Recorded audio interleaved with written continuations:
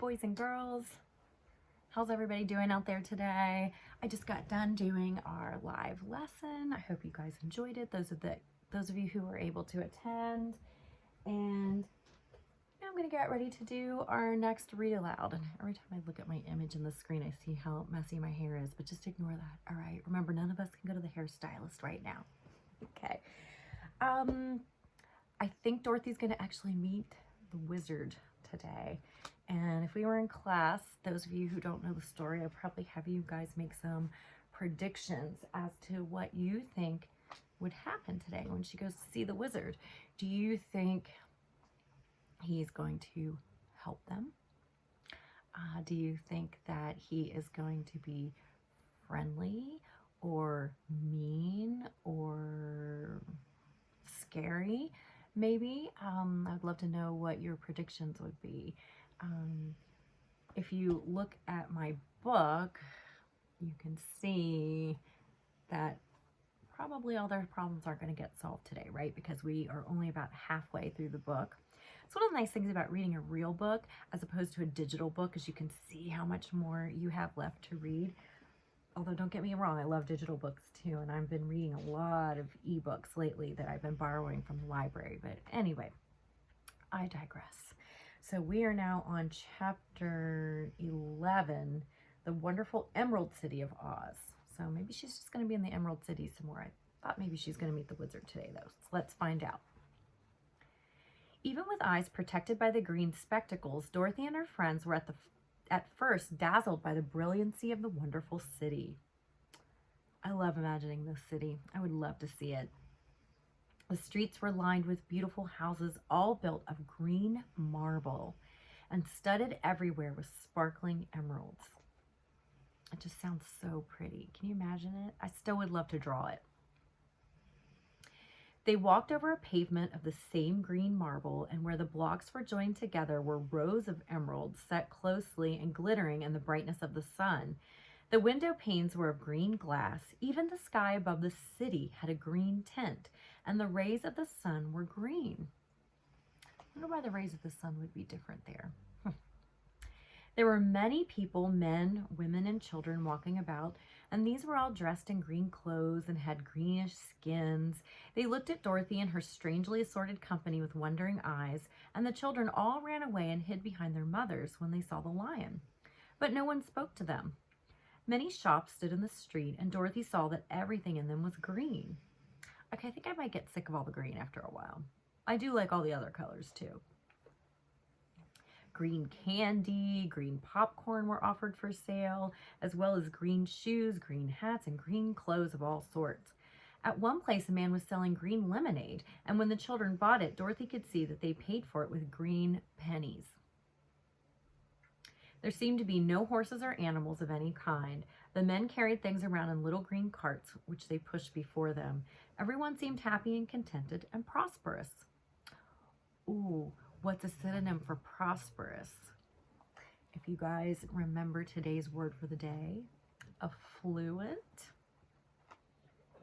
The guardian of the gates led them through the streets until they came to a big building exactly in the middle of the city, which was the Palace of Oz, the Great Wizard. There was a soldier before the door dressed in a green uniform and wearing a long green beard. Geez, even their hair is green. Here are the strangers, said the guardian of the gates to him, and they demand to see the Great Oz.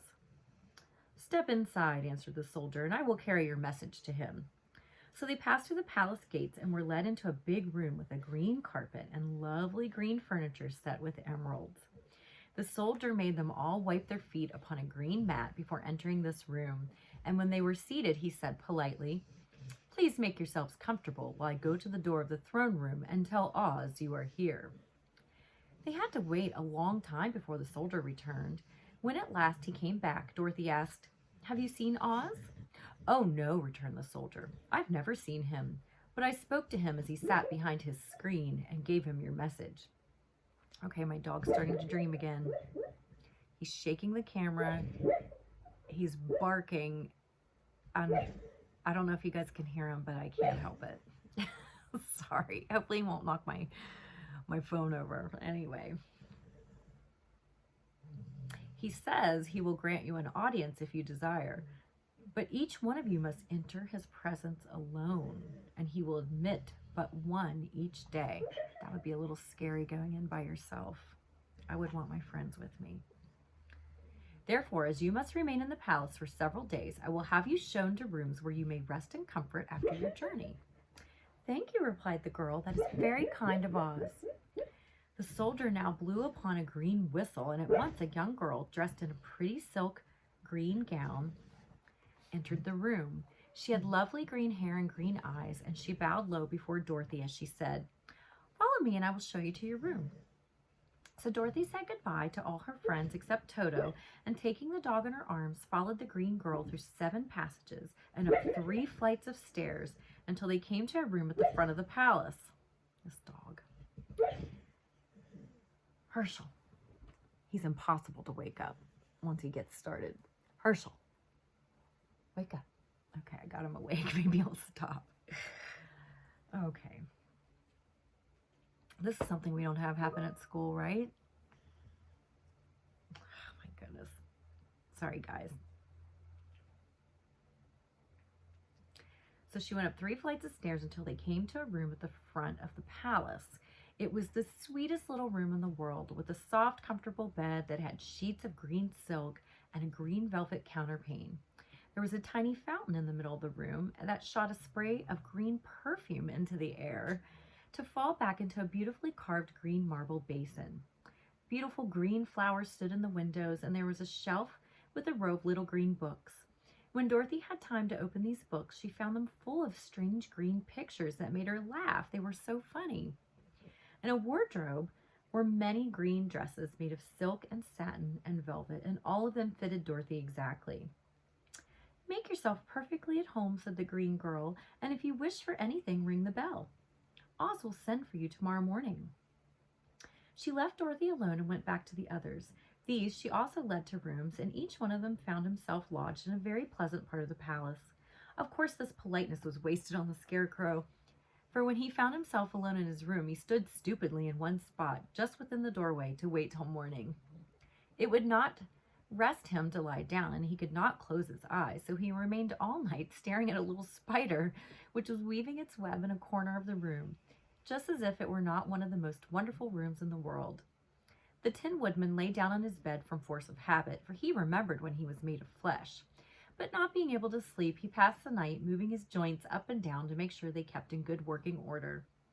The Lion would have preferred a bed of dried leaves in the forest, and did not like being shut up in a room, but he had too much sense to let this worry him, so he sprang upon the bed and rolled himself up like a cat and purred himself asleep in a minute. The next morning after breakfast, the Green Maiden came to fetch Dorothy, and she dressed her in one of the prettiest gowns made of green brocaded satin.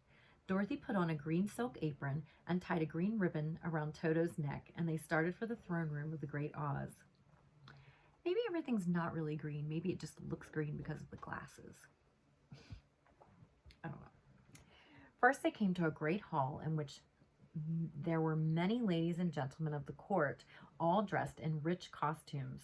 These people had nothing to do but talk to each other, but they always came to wait outside the throne room every morning, although they were never permitted to see Oz. As Dorothy entered, they looked at her curiously, and one of them whispered, "Are you really going to look upon the face of Oz the Terrible?" "Of course," answered the girl, "if he will see me." "Oh, he will see you," said the soldier, who had taken her message to the wizard, although he does not like to have people ask to see him.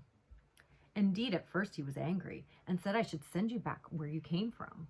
And then he asked me what you looked like, and when I mentioned your silver shoes, he was very much interested. At last I told him about the mark upon your forehead, and he decided he would admit you to his presence. Just then a bell rang, and the girl said to Dorothy, "That is the signal. You must go into the throne room alone." She opened a little door, and Dorothy walked boldly through and found herself in a wonderful place. It was a big round room with a high arched roof, and the walls and ceiling and floor were covered with large emeralds set closely together. In the center of the roof was a great light, as bright as the sun, which made the emeralds sparkle in a wonderful manner. But what interested Dorothy the most was the big throne of green marble that stood in the middle of the room. It was shaped like a chair and sparkled with gems, as did everything else. In the center of the chair was an enormous head without body to support it or any arms or legs whatever. There was no hair upon this head, but it had eyes and nose and mouth and was bigger than the head of the biggest giant. As Dorothy gazed upon this in wonder and fear, the eyes turned slowly and looked at her sharply and steadily. Then the mouth moved, and Dorothy heard a voice say, "I am the Oz, the great and terrible. Who are you and why do you seek me?" It was not such an awful voice as she had expected to come from the big head, so she took courage and answered, "I am Dorothy, the small and meek. I have come to you for help." The eyes looked at her thoughtfully for a minute, and then said the voice, "Where did you get the silver shoes?" "I got them from the Wicked Witch of the East when my house fell on her and killed her," she replied. "Where did you get the mark upon your forehead?" continued the voice. "That is where the Good Witch of the North kissed me when she bade me goodbye and sent me to you," said the girl. Again the eyes looked at her sharply, and they saw she was telling the truth. Then Oz asked, "What do you wish me to do?" "Send me back to Kansas where my Aunt Em and Uncle Henry are," she answered earnestly. "I don't like your country, although it is so beautiful, and I'm sure Aunt Em will be dreadfully worried over my being away so long." The eyes winked 3 times, and then they turned up to the ceiling and down to the floor and rolled around so strangely that they seemed to see every part of the room, and at last they looked at Dorothy again. "Why should I do this for you?" asked Oz. "Because you are strong and I am weak. Because you are a great wizard and I'm only a helpless little girl," she answered. "But you were strong enough to kill the Wicked Witch of the East," said Oz. "That just happened," returned Dorothy simply. "I could not help it." "Well," said the head, "I will give you my answer. You have no right to expect me to send you back to Kansas unless you do something for me in return. In this country, everyone must pay for everything he gets. If you wish me to use my magic power to send you home again, you must do something for me first. Help me, and I will help you." "What must I do?" asked the girl. "Kill the Wicked Witch of the West," answered Oz. "But I cannot," exclaimed Dorothy, greatly surprised. "You killed the Witch of the East, and you wear the silver shoes, which bear a powerful charm.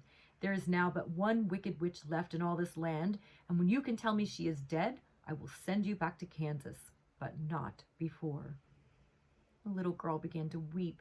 She was so much disappointed, and the eyes winked again and looked upon her anxiously, as if the great Oz felt she could help him if she would. "I never killed anything willingly," she sobbed. "And even if I wanted to, how could I kill the Wicked Witch? If you, who are great and terrible, cannot kill her yourself, how do you expect me to do it?" "Good question." "I do not know," said the head, "but that is my answer. And until the Wicked Witch dies, you will not see your uncle and aunt again. Remember that the witch is wicked, tremendously wicked, and ought to be killed. Now go, and do not ask to see me again until you have done your task." Sorrowfully, Dorothy left the throne room and went back to where the Lion and the Scarecrow and the Tin Woodman were waiting to hear what Oz had said to her. "There is no hope for me," she said sadly, "for Oz will not send me home until I have killed the Wicked Witch of the West, and that I can never do." Her friends were sorry, but could do nothing to help her, so she went to her own room and lay down on the bed and cried herself to sleep. The next morning, the soldier with the green whiskers came to the Scarecrow and said, "Come with me, for Oz has sent for you." So the Scarecrow followed him and was admitted into the great throne room, where he saw, sitting in the emerald throne, a most lovely lady. She was dressed in green silk gauze and wore upon her flowering green locks a crown of jewels. Growing from her shoulders were wings, gorgeous in color, and so light they fluttered if the slightest breath of air reached them. When the Scarecrow had bowed as prettily as his straw stuffing would let him before this beautiful creature, she looked upon him sweetly and said, "Okay, this is strange. I am Oz, the Great and Terrible. Who are you, and why do you seek me?" Now the Scarecrow, who had expected to see the great head Dorothy had told him of, was much astonished, but he answered her bravely, I'm only a scarecrow stuffed with straw. Therefore I have no brains, and I come to you praying that you will put brains in my head instead of straw, so that I may become as much a man as any other in your dominions." "Why should I do this for you?" asked the lady. "Because you are wise and powerful, and no one else can help me," answered the Scarecrow. "I never grant favors without some return," said Oz, "but this much I will promise. If you will kill for me the Wicked Witch of the West, I will bestow upon you a great many brains, and such good brains that you will be the wisest man in all the land of Oz." "I thought you asked Dorothy to kill the witch," said the Scarecrow in surprise. "So I did. I don't care who kills her, but until she is dead, I will not grant your wish. Now go, and do not seek me again until you have earned the brains you so greatly desire." The Scarecrow went sorrowfully back to his friends and told them what Oz had said, and Dorothy was surprised to find that the Great Wizard was not a head, as she had seen him, but a lovely lady. "All the same," said the Scarecrow, "she needs a heart as much as the Tin Woodman." On the next morning, the soldier with the green whiskers came to the Tin Woodman and said, "Oz has sent for you. Follow me." So the Tin Woodman followed him and came to the great throne room. He did not know whether he would find Oz a lovely lady or a head, but he hoped it would be the lovely lady. For he said to himself, "If it is the head, I am sure I shall not be given a heart, since a head has no heart of its own and therefore cannot feel for me. But if it is the lovely lady, I shall beg hard for a heart, for all ladies are themselves said to be kindly hearted." This chapter is not finished. It's incredibly long, and I'm going to stop here. So we'll find out what happens to the Tin Woodman and the Cowardly Lion when they see Oz. We'll find out tomorrow, but I think we could probably guess pretty easily what Oz is going to tell them they have to do before they get what they want, right? Needs and wants, right? They have to perform a service for Oz in order for them to get what they want, right? So there's your economics lesson for today too. All right, love you guys. See you tomorrow. Sorry, this one was a really long one. I hope you were able to stay for the whole thing.